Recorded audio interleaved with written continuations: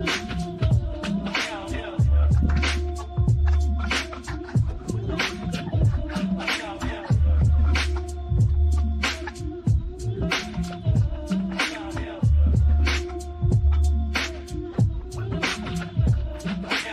up the dial, it's 10:30. Be back. Spin that back show, all the classics on track. From 79 to 99, we're crossing the gap. Album reviews, little known facts, hip hop intact. Saturday mornings, dive into the history. Samples and stories, old school mysteries. Early self status, surrounds, and CBD. No love out of pain.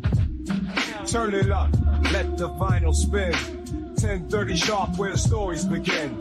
From the golden era, treasures within. Spin that back show every Saturday when we break it down, the legends and the lore, every beat, every rhyme. Uncover more, from Grandmaster Flash to Nas's Raw. We're bridging the past, hip-hop's core. Welcome to the Spin That Back Show one more time, though. Yo, yo, yo. What's going on with my crew out there? Hey. Today, we got Mr. Walk with us. Me and Mr. Nice are always putting it down. What's up, kid? What's going on with you, bro? Mr. Walk is here representing. So, Mr. Walk is representing because we're going to be talking about the legendary G-Rap and DJ Polo. Rest in peace to DJ Polo. That's the reason why we're going to have this here, because DJ Polo just passed along. You know, man, I'm going to tell you the truth. This is just me. I ain't know much about DJ Polo. He didn't impress me with his scratching. I'm sorry, because the stuff I heard it wasn't impressive. I'm sorry, it wasn't impressive too much. I'm not. Hey, I ain't saying he wasn't a hell of a DJ. Hey, I just didn't hear it because I heard DJ Scratch. Yeah, when I heard DJ Scratch, I stopped listening to everybody at that point. That's all I got to say. Yo, DJ Scratch was ill, but DJ Polo had his moments. I mean, he just wasn't like a character and all that, son. You know what I'm saying? But he did his thing, they just linked him up together, kid, and that's how it be. And that's how you heard the Kool rap. But son, don't sleep on him, kid. Yeah. All right. Let me stop. I'm hot as fuck. Yeah. Hey, but Polo to me, he was like he was in the background, it seemed, because even on the videos, I don't really remember. I mean, like I said, I don't remember too many G-Rap videos that stood out to me. Let me say that much.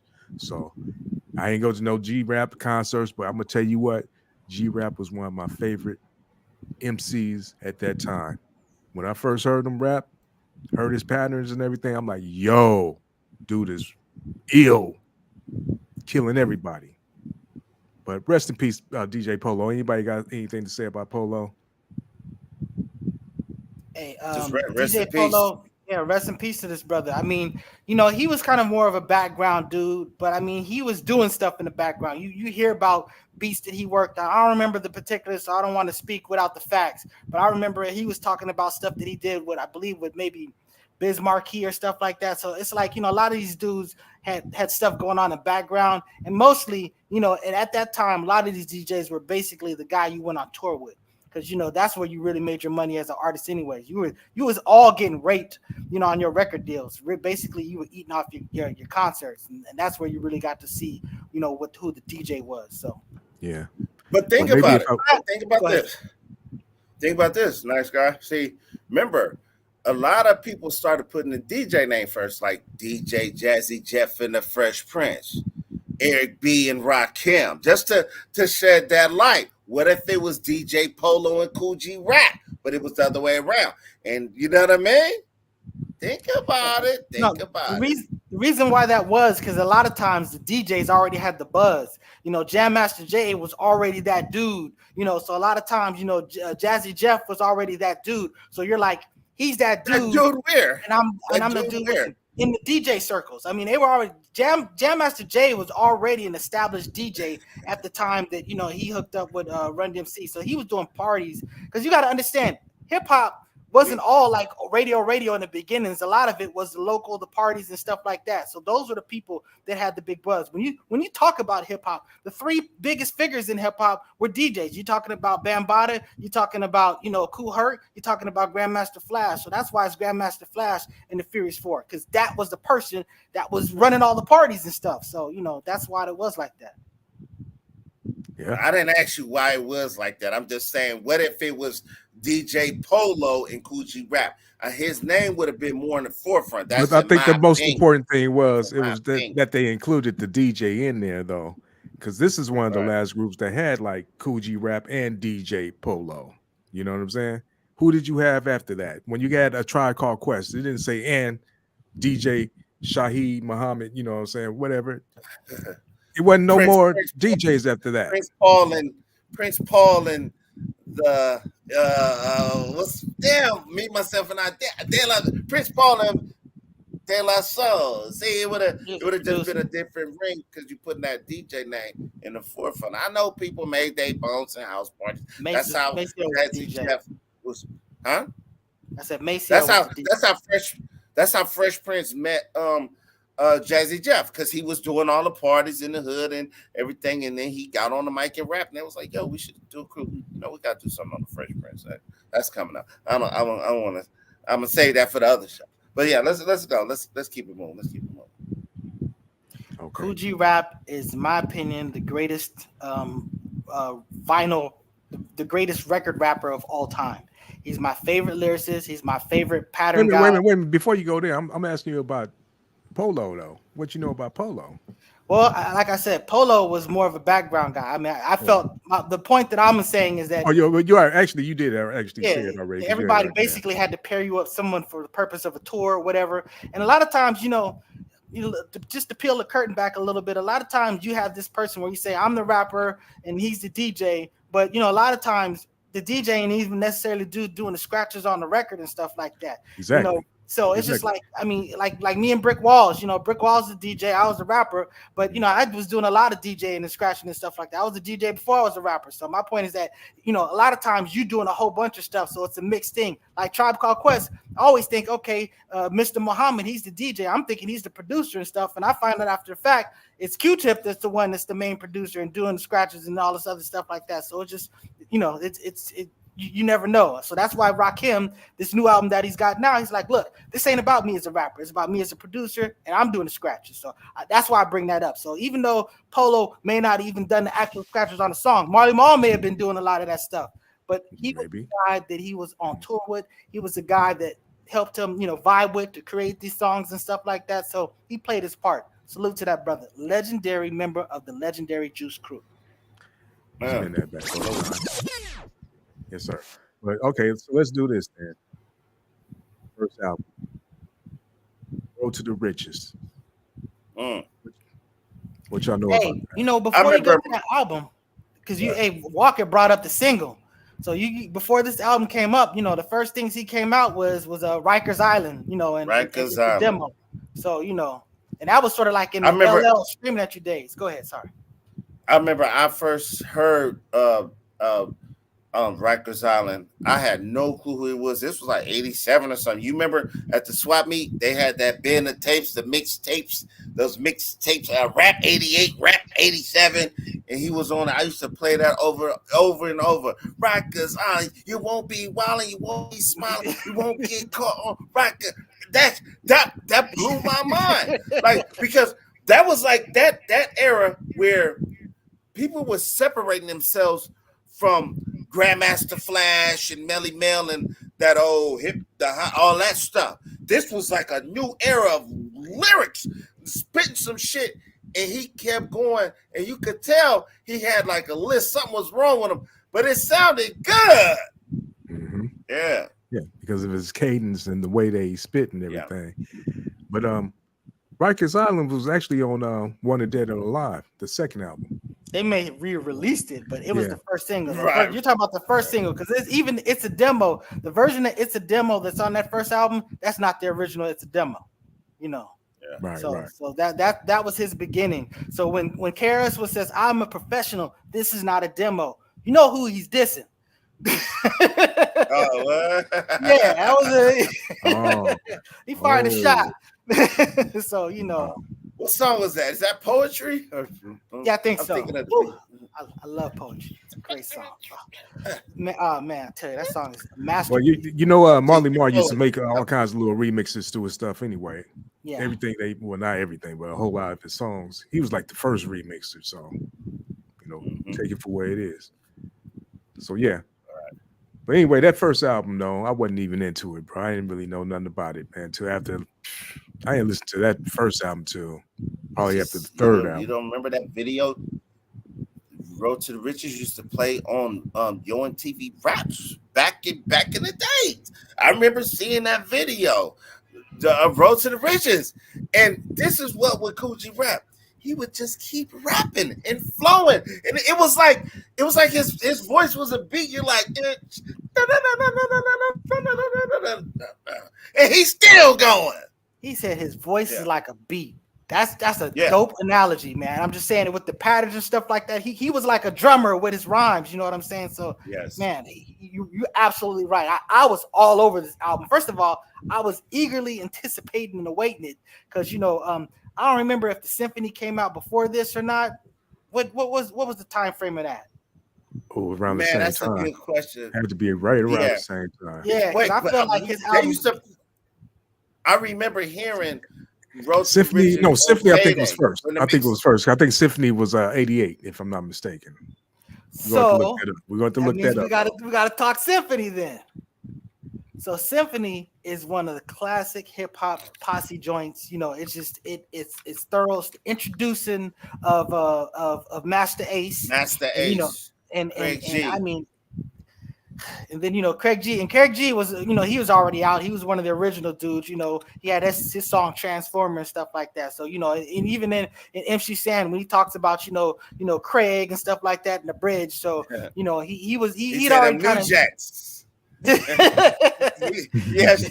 MC Shan is not nice, but he keep it 100. He was like, I don't want to be on no song with a bunch of new jacks and stuff like that, and that's what they was.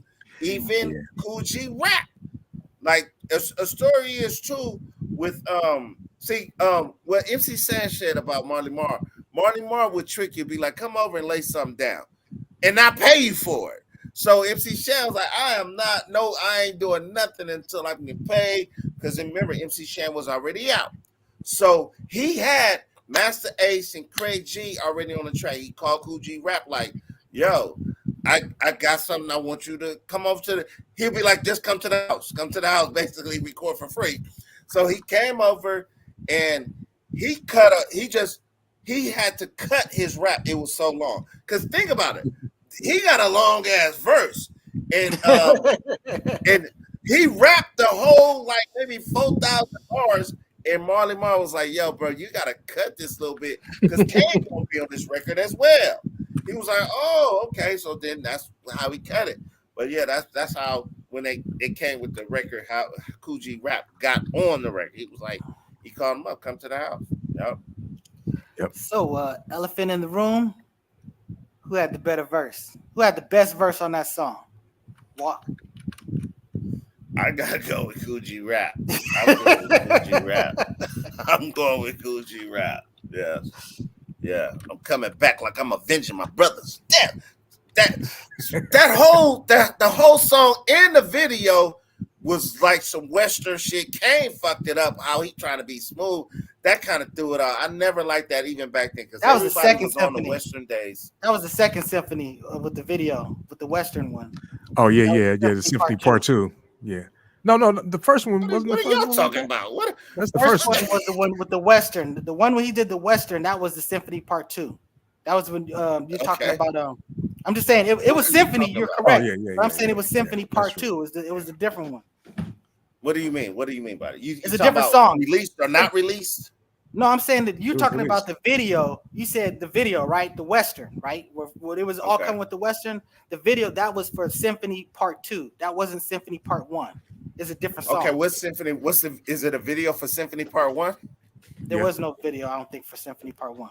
You just put yourself on blast with yeah. The Western one where he Master did that. Master Ace, Craig G, Kool G Rap, and Big Daddy Kane. What's Symphony Part 2? Symphony Part 2 came out years later and it was trash. What are you talking about? I'm serious. I'm serious. I will put it this way. If I'm wrong, I'm wrong. I'm just saying, but Symphony had a video, bro. Okay, so that was the one. It was the first one. Yeah. I'm not disputing it with Symphony. I thought because I remember he had that beat in the beginning. I want an apology. Well, I don't know if it's true. You're definitely apologizing. We lived through this shit, bro. This was the one with the cowboy scene too, actually. That's the Symphony. Yeah, because everybody was the cowboy, and now he's talking about Big Daddy Kane. He had the whatchamacallit, gold chain. I'm talking about the he had a cast on or something like that. He had like broke his arm or something like that. So he was like regular. He wasn't in the Western because he wasn't there. Go look it. Go check it out. You want to fact check? Go fact check that. I've literally read articles about the fact that Kane had to do it. They added his part later. That's why he's not dressed like everybody else is dressed. Yeah. I'm just looking at it right now. So, hey. I want my apology for the Symphony video, brother. I need it. I told you. I said if I'm wrong, you got my apology. I said you my are recollection. wrong, bro. We live. But I'm saying just because you're saying that, I'm saying I don't know. I don't know. I'm just saying if you play it, that's whatever. We spending way too much. Can you adjust your screen or something? Like what the hell? Wait, how do you do that? Hey, hold on, y'all. Spin that back one time. Spin that back. Check it out. Come on, man. Damn, bro. The album came out. You gonna research this and be like, "Wow, I was wrong." I want to apologize. If I remember, if I recall incorrectly, then I recall incorrectly, dude. You're like precedence. I keep telling you, my memory is not great, but my recollection is that was the second symphony. There was a second symphony, by the way. Yeah. Which was trash. The album was called Road to the Riches. This is the first album. You had the song Road to the Riches. You had It's a Demo, Men at Work, Truly Yours, Cars, Trilogy of Terror, She Loves Me Not, Cold Cuts, Rhymes, I Express, Cold Rock stuff. Poison, where that sample for Poison from Belle Biv DeVoe came from. Oh my God, that was so treacherous. That song was so treacherous.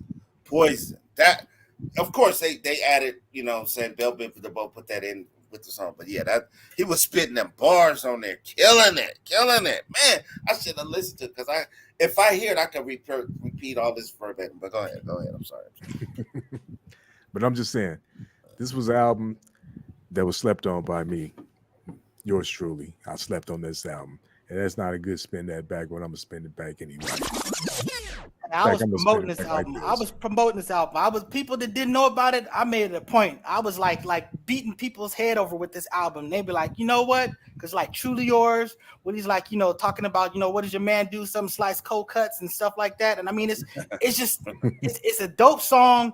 And then you talking about that version of It's a Demo. That version is just amazing. I mean, I love the version that made it onto that album. So, and then Men at Work and all this stuff. I mean, I love that album. He's got some great joints on there and he spit all over it. Some of those beats may not be my favorite beats, but what he did, what he brought to the table, he delivered every single one of them. Definitely. Yeah. He had a style all his own. I just wouldn't look. I was out in the streets in the days, bro. I didn't see too many videos. I wouldn't. For some reason, I wouldn't. My brother was in the Marines and he was stationed in Camp Pendleton, and he had a Beta. Remember Beta, the Beta recorder. Yeah. And I remember he came over and he had a bunch of videos recorded, and me and Mr. Fuentes, we watched all them videos over and over. That's how, because he had Yo MTV Wrapped. He had and we was looking at these videos like, oh shit, Special Ed, I got it made. Oh man, who is this? Whoa, what the hell is this? Road to the Riches, over and over. And remember, like we rewound it so much that you remember the quality would go down. You would have to stop it. But if you rewind it, the quality go down. It was crazy a time we was living in. Hey, that's just like with DJs with the records. If you scratch a certain part too much, that was gonna be off. Just whatever. So. Right. Hell yeah. Yeah. So yeah, like I said, man, we didn't have no videotapes and shit of the shit, but I know we didn't get it because see, apparently you didn't get the whatever he was getting it off of either. You wasn't getting those videos either, right? Yeah, I wasn't getting. I didn't have no cable. I Yeah. didn't have Right. cable. Yeah, I wasn't seeing that. Cable I was was strictly just looking out for arriving to LA around that time for us, about 88 around that time. You know, so when MTV used to actually play videos. They Yeah, would for real. actually play videos. Man, yeah, MTV used to be a video channel, y'all. The M actually stood for music. For real. Right. Now it stands for madness. Well, anyway, so the second album, this is where I think he hit his pinnacle. Wanted Dead or Alive. Great album. Again, Polo, a little scratching, he did or whoever was doing it in there wasn't impressive to me. It's like, because they had a song called Play It Again, Polo. I'll go through the whole track listing, but I mean, hey, rest in peace, Polo. You still, you stay. I love you because you're a DJ. I love all DJ. I love the culture of hip hop. I love what you did. You know what I'm saying? Because G-Rap ain't been the same since you and him broke up anyway, even those other albums that he was doing. That's just my opinion. I protest that, but go ahead still. Well, I would say he did come to fame because he's the first to experience Superhead. Boom, boom, boom. Yeah. For real. You know, that back. this is something that kind of has to be addressed. Hey, but hold on. She was only like 17, no, brother. I don't want to hear none of that. She said she said he would make me give him top until my nose start bleeding. God damn, really cool, G. But okay, that's in her book. She said it, not me. Yeah, she How sure old did. she I read was? the Wait, book hold too. on. I got a phone call. Wait, let me get up out of here. Wait.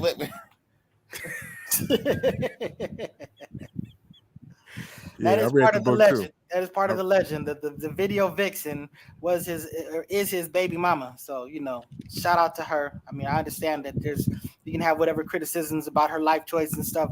She's a very intelligent, very pretty, black woman. So it is what it is.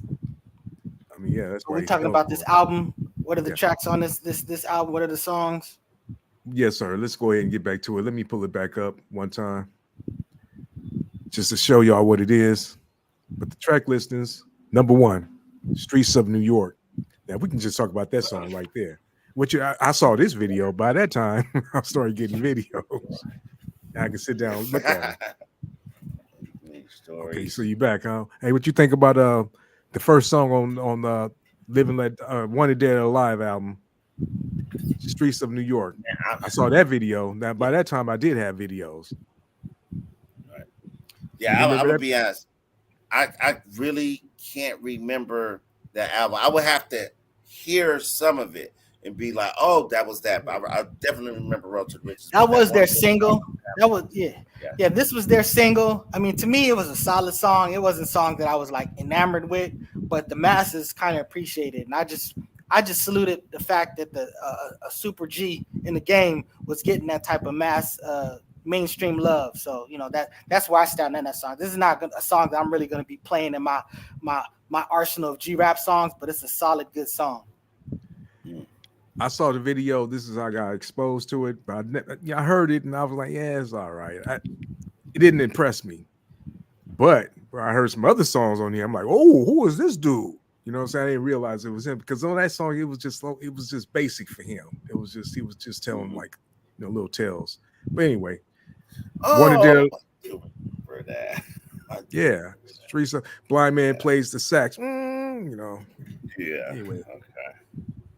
Yeah, but anyway, next that was song. A tight song. Go ahead. It was cool. It was to me. It was like one of the weakest songs on the album, honestly. But it is what it is. Wanted Dead or Alive.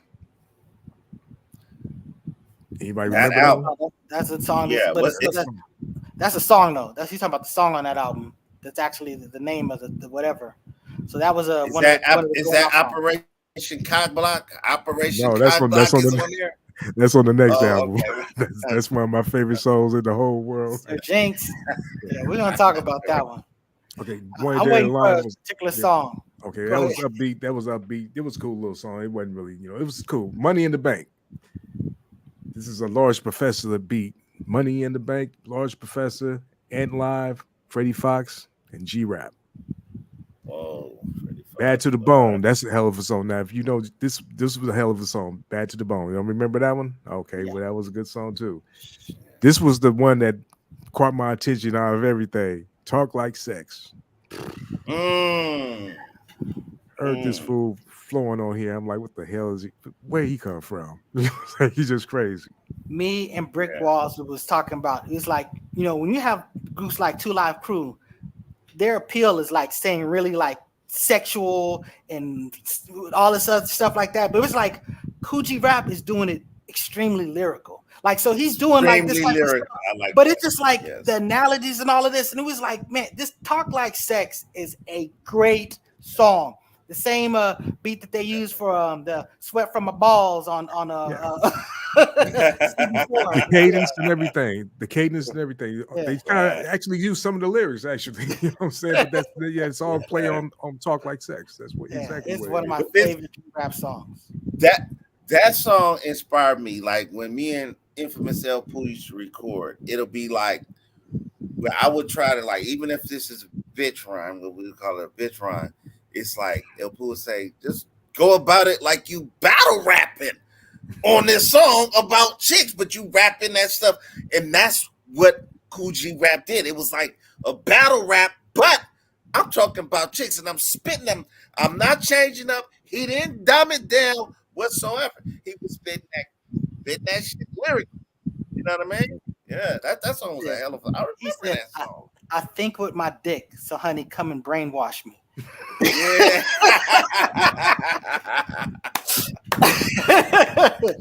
I'm telling you, he's got bars all over that song. That one way back. Spin it back one more time, can you?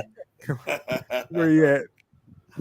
Oh, he don't even want to work right, but spin that back. There you go. All right. Man, that dude right there was ridiculous with it. If y'all ever get to listen to it, listen to that song, Talk Like Sex. Then came Play It Again, Polo. Like I said, it was G-Rap going off on there, and the scratching is just doing the same old little thing, and it ain't impressive.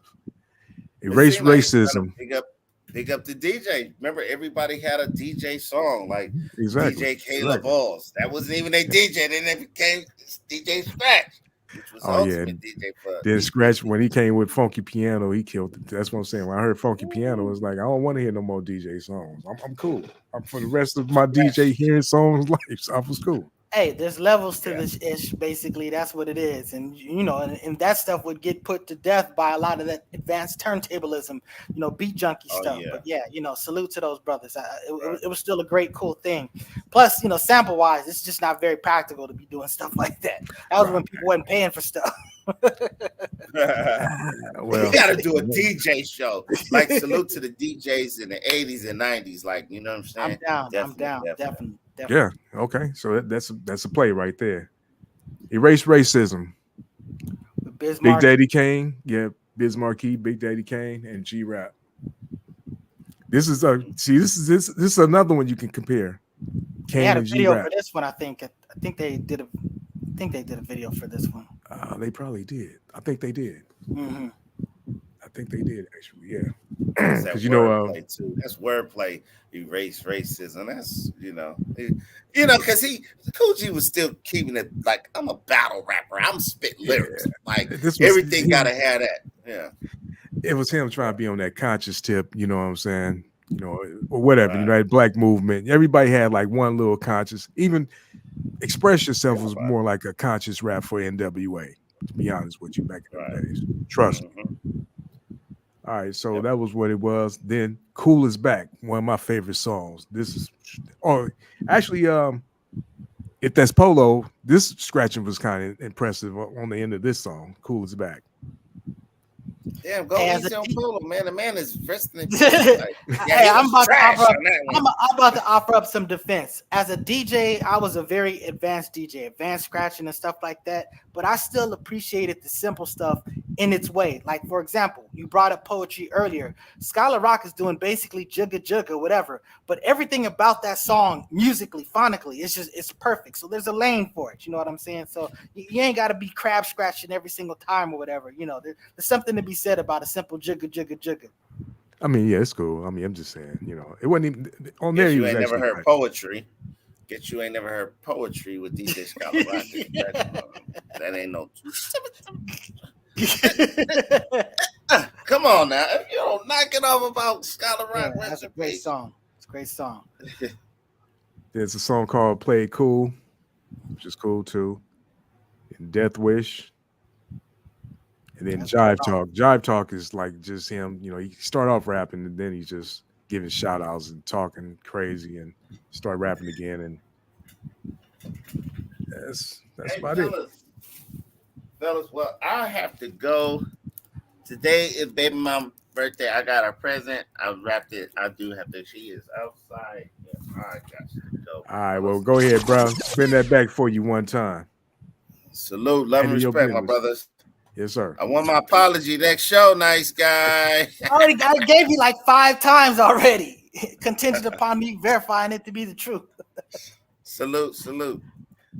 Yeah, bye. The Polo Club, I don't even know what that one is. Then you had Rikers Island on here too. Polo Club must have been Polo cutting up again, and I was sleeping. Like I said, I was sleeping on Polo. Rest in peace, DJ Polo. You did your thing. Like I said, I love G-Rap. He was at the top when he was with you with that album, and then he came with that next album, which is Live and Let Die. This was produced mostly by DJ, Sir Jinx. Let's say that. And a couple of songs was, I think, produced by Trackmasters. And since you're bringing up producers, the last album, the second album, that was the one that was supposed to be produced by Eric B. But Large Professor was saying that he's the one that did it all. He just slapped his name on it. So let's give props to props where props are due. Yeah, okay, I can believe that because it sounds like Large Professor on a whole lot of that stuff. His hands is all over that. All over it. So, but yeah, so now we talk about this album, this Sir Jinx album. We're gonna get to one song in particular that I don't know if it's my favorite Kool G rap, but it's right up there if it's not. But go ahead, go over the track list. Okay, first of all, let me get the album up here first. I hear you. There you go. Live and Let Die. Look at this, man. He got people hanging, got Rottweilers.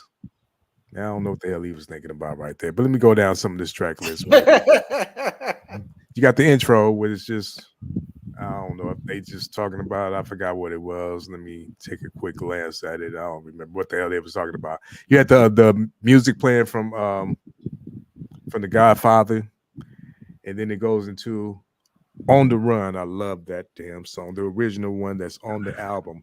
On the Run is a tight ass song. What you know about that, bro?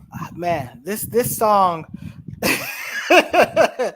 I mean, it's like I can't even really talk about it without giving away the last part when he's like, he wanted to talk.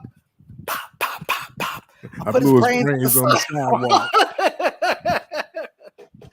I mean, it's like ignorant, you know what I'm saying? And this is at a time where I'm trying to be more conscious and more respectable. But that's the thing about G-Rap. G-Rap was so clever about it that it presented it in a different way. I'm not co-signing black people killing black people or gangster stuff or all this other stuff. We got to figure out, we got to work together. But I'm going to always respect music for music when it's done great. I don't want people to try to make it political or righteous. I want you to make great music, however great music plays out. And great music played out there. It's the beat, everything about it, just dope. I love the fact that they put in those untouchable quotes from I can't believe I forgot his name. The great actor that always does like gangster stuff. Not Al Pacino, Robert De Niro. De Niro. He's playing Al Capone. It's like I want him dead. I want him dead. I want his piss on his family. All this stuff. Yeah. It's perfect. So everything about that song is perfect. I love it. Yeah, the beat was just ridiculous too. That was just That was Sir Jinx at his best. Yeah, it's nothing like everything you said is exactly right. If y'all want to hear some real good production, that right there, that beat, Sir Jinx production, perfect. Hey, man, I remember I was in an Uber and the dude was driving crazy, and I was on Facebook talking about, man, I'm like G-Rap in the back catching heartburns. You know what I'm saying? It's just like, it's just that there's just a whole lot there, man. I'm just telling you, it's salute to that brother. It's just some dope stuff carrying on in that song. Yes, sir. Spin that back one time, and once again, I didn't hear too much Polo, but rest in peace, Polo, brother. You know what I'm saying? Rest in peace, brother. But anyway, next song was Live and Let Die. I love this beat too. It was so funky, and it had this one little loop in there I had heard on another song. Somebody else, like a one-hit wonder, had used. And I was wondering, what the hell is that song? Then when I finally found the damn song, found out it was Donald Byrd, the Blackbirds. I'm like, oh shit. Why didn't I know this? I tell you, man, hip hop was such a testament to the music that came before it and how it get flipped a certain way. I mean, it's just fun to hear the original stuff and to see what people did with it. So, it wasn't always respected and people weren't necessarily always getting compensated for it. But, I'm glad that at least the legality was worked out in the end. I think yeah, you're right about that, because I was getting ready to say around this time they probably was, but then I'm thinking it's Sir Jinx. No, Sir Jinx, they got the shit. Yeah, they sampled way too much. It's just like you couldn't do like Bomb Squad stuff and whatever, like things that like Paul's Boutique. You couldn't do stuff like that just with post the lawsuits and stuff like that. It just couldn't be done. You wouldn't make any money. And I mean, think about it. Tribe Called Quest, one of their biggest songs that everybody loves is "Can I Kick It," and they don't get a cent from it. Right. Literally, they're the deal that they made with the original dude was that he gets 100% of all of that. So, but we get a great song. Yeah, I mean, it is what it is. I mean, but they did steal the man's shit. I mean, I believe in compensating people. I believe in breaking off people a piece of something. Everybody should have always got the love. Clyde Stubblefield should have died a rich man, as far as I'm concerned. Yeah, well, okay. Let me spin that back for what you said right there, because that's 100% true. But just the way that the music industry works, James Brown died well off. I'll say it like that. Yeah, we know. I'm just talking about, like I said, people should be compensated, notwithstanding the bad deals that they get into or get oppressed or whatever. The thing about it is you as an individual always have the ability to do better, and you can always break off somebody. You can always do the right thing, even if you have a contract that allows you to do the wrong thing. Yeah, but something, you got to understand, when it came to things like drummers and stuff on these some of these drums, on some of these songs, basically, I seen on a whole lot of James Brown records, they were saying the drummer could have been, or the organist could have been this person, or James Brown, or somebody else. It was either this person or that person. They didn't even know, because people wasn't really getting no credit back in them days. You know what I'm saying? And your music is your music. And that's the thing about hip hop, and traditional music before hip hop, the drum and the bass line were sort of like background. They were simple, and everything else sort of like colored that. When hip hop took over, the drum and the bass line went into the front. So it just was a flip. So, again, whoever you are, you play whatever on anything. I'm all about you getting compensation for it. I'm all about you getting credit for it. And like I said, the world is not fair. The world is ugly. And we understand that the right thing doesn't happen, but the right thing should happen. So that's my point. That's my position. I'm standing on it. Well, that takes us to the next song, which is called number 4, Crime Pays.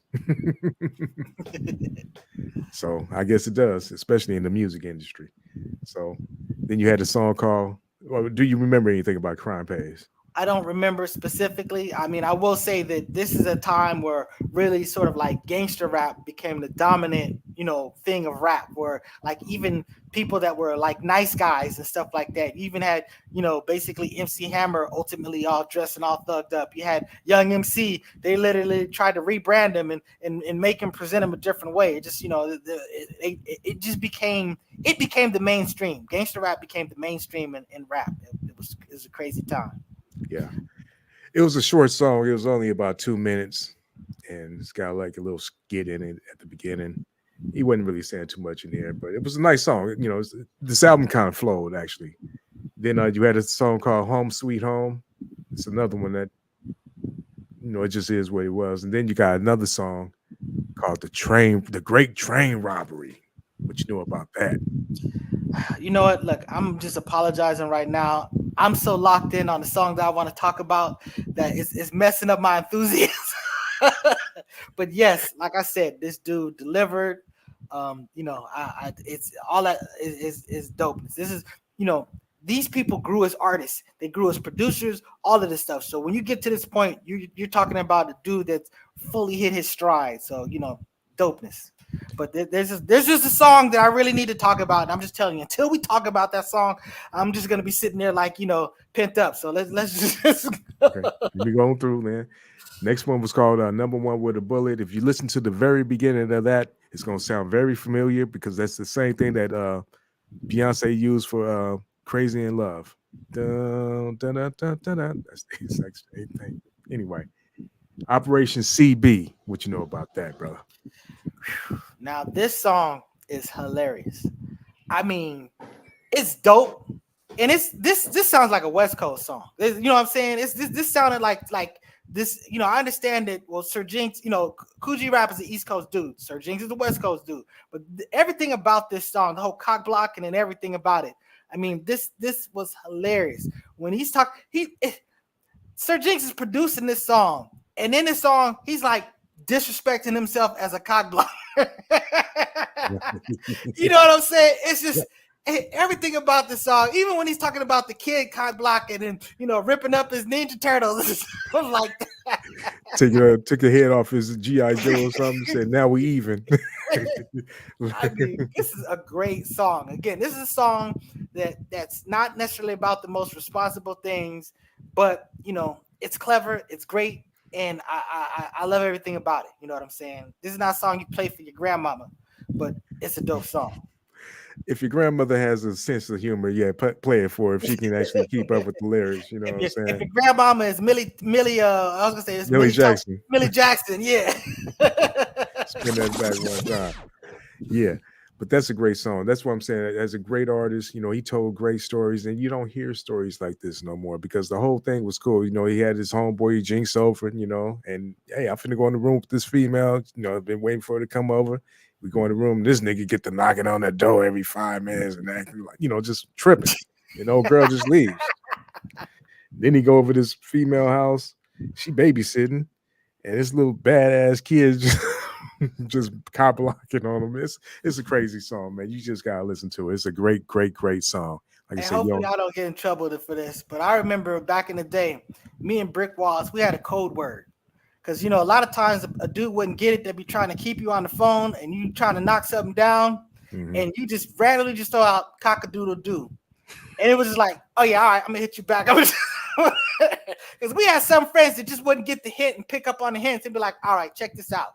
This is like the sock on the door. If I just randomly throw out cock-a-doodle-doo, that means we need to stop talking. We need to stop visitations. We need to stop everything. I'm trying to knock something down. So that's what it was. Yeah, turn around so I can knock this down. So, damn. Yeah, so like I said, it's a great song. Next song was called "Straight Jacket," which was kind of cool too. I recommend taking it. I recommend getting this album. It's a great album too. Then you got the single off this album, another single off this album, "Ill Street Blues." Okay. This was not. Well, let me just say, it wasn't Jinx. This was Trackmasters. Go ahead now. Okay, this is arguably my favorite Kool Rap song. I mean, the beat, the drop, everything, the flow that he does on it, he was already a master patternist. And then he did like the doubling up and trip, you know, all the speed and stuff like that, and just and how he just sort of like just dropped it on the beat. I mean, this song has one of the greatest rap sequences in there. You know, up, up, up and away, because I don't play clown, buck, take that with you on the way down. And I mean, I remember seeing this perform this, and this is not how you know you got a dope segment of your whatever your song when the crowd just takes it over. He don't even gotta say that verse. People hear this, they're just getting something up and away count, buck, and you just see how everybody just goes just crazy and whatever stuff like that. I mean, man, that's, you know, I want to say that he performed this on In Living Color, and I mean, it was just dope. Yeah, that right there is crazy. Just like you said, but for those that don't understand in the story, he's taking somebody and throwing them off a balcony. So it's like up and away, because I don't play clown. Buck, take that with you on the way down. I mean, come on. How much clever can you get? You can't get no more iller than that, right there. I mean, it's bad enough that you threw him out a window to his death, but you like shooting his mother. Yeah, and it was a mob boss, you know, somebody, man, listen, you gotta listen to this dude. This whole thing is a raper. So we tossed something out the skyscraper. So yeah, you know, right. It's just extra, read all about it in the papers. Yeah. The boss that tried to rape us, so we threw him off the skyscraper. I mean, as I'm telling you, this to me.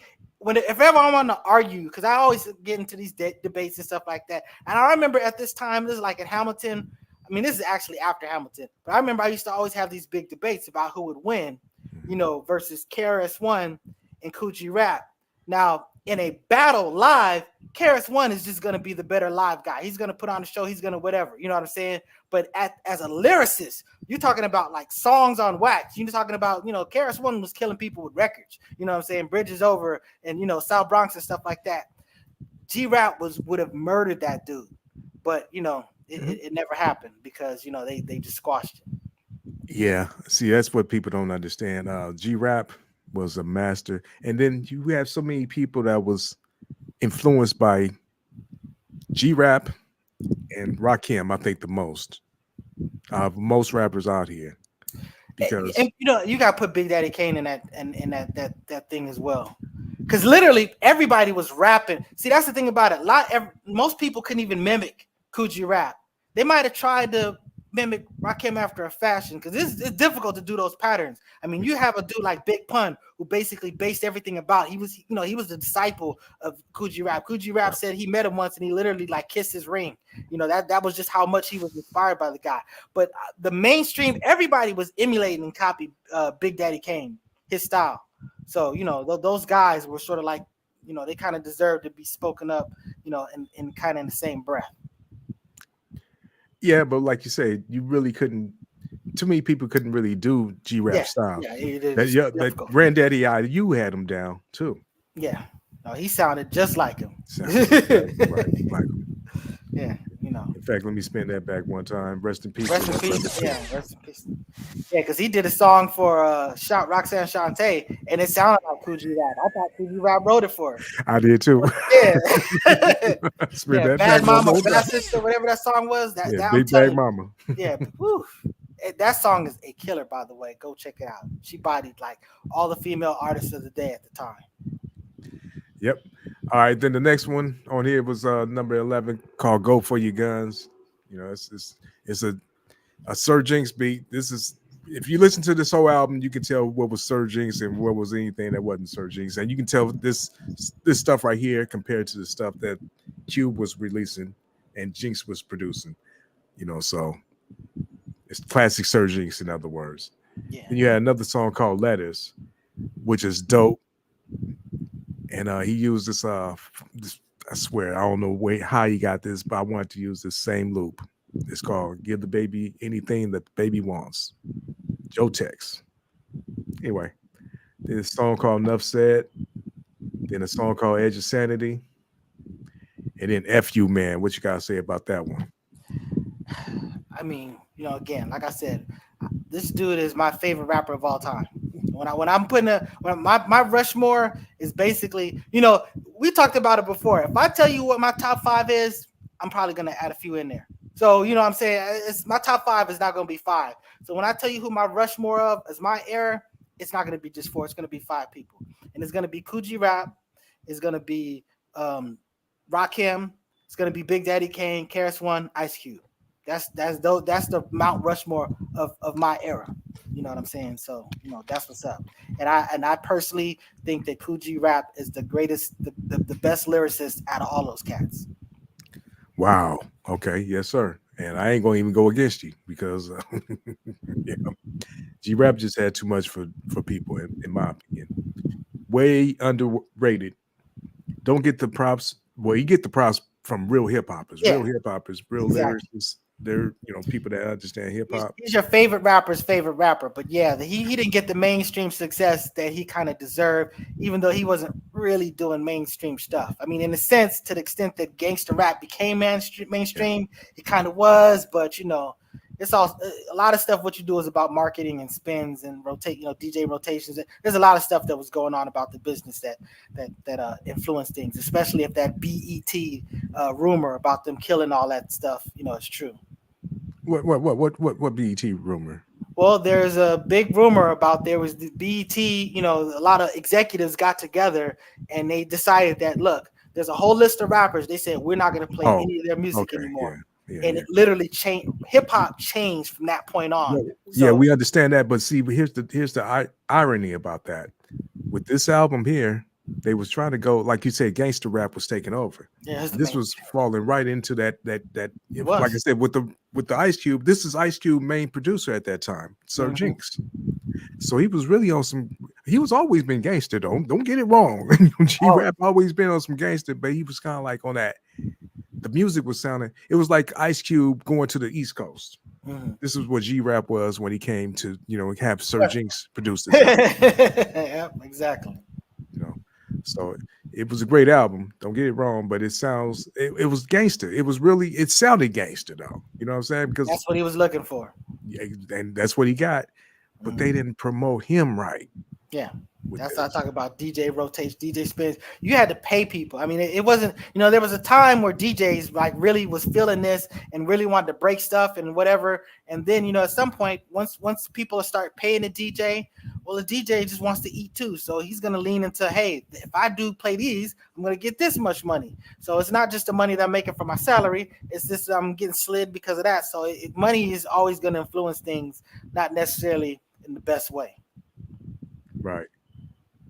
But I think the East Coast probably was hating on G Rap when he was messing with Jinx,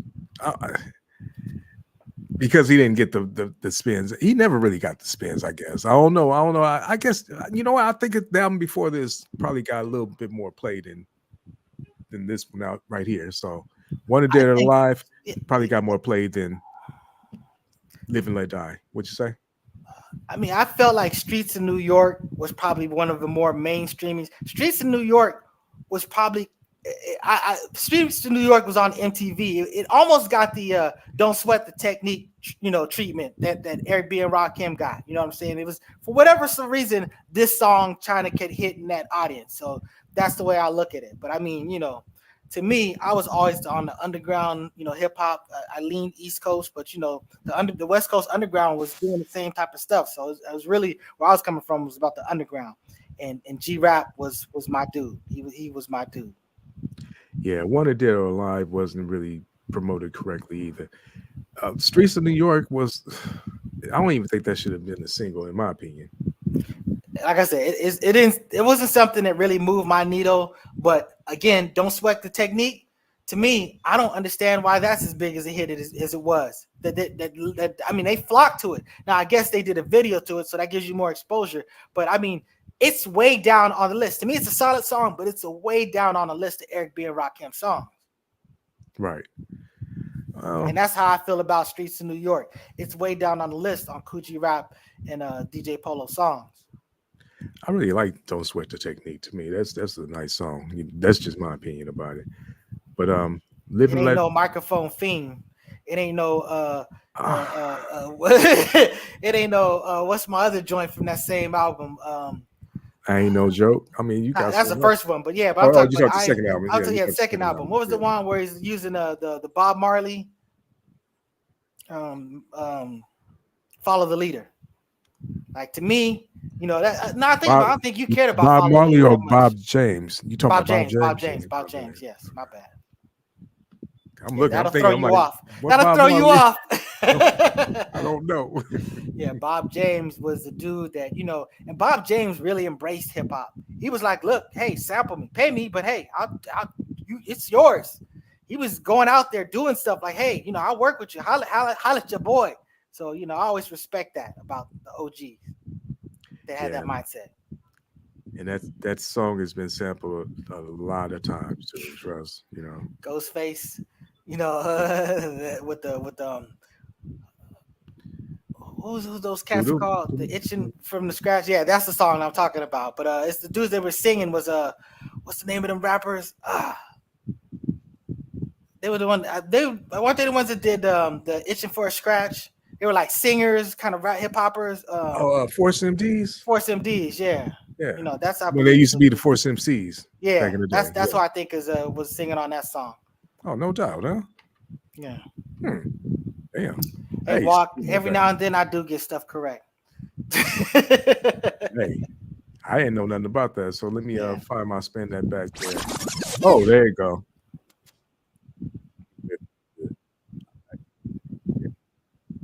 One thing I want to say is G-Rap is one of my favorite rappers. G-Rap always pops up. Kind of breaking up for me. Okay, I was saying when I talk about my favorite rappers, G-Rap always pop up as probably number one for me every time. Hey, check that out. That's two people. It's two spin that backs on the same thing. So that's what's up when we're talking about this dude. Mm-hmm. Yes, sir. So that's what that is. Polo, rest in peace. Man, let's talk about what we're gonna talk about next week, man. We're gonna talk about these DJs. That sounds like a good one. We want to give like a good one. Let's get a DJ some love. And let me say this. I know that we talk about the era 79 to 99, but my man G-Rap spitting the verse on this new Rakim joint.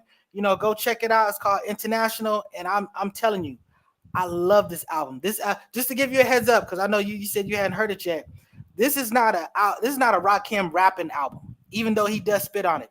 He produced everything. He scratches on it. So this is really about him demonstrating it's a platform of his production. So he has a lot of features, a lot of other people rapping. So he's got Nipsey Hussle rapping on there. He's got, Prodigy rapping on there. He's got DMX. You know, a lot of people that they had these vocals sort of like in the can. So, he went and got these things. So, go check out this new Rakim album. But like I said, my favorite song, Kool Rap's the first dude spitting on. It's called International. I love every component of that song. I probably played it literally about 35 times.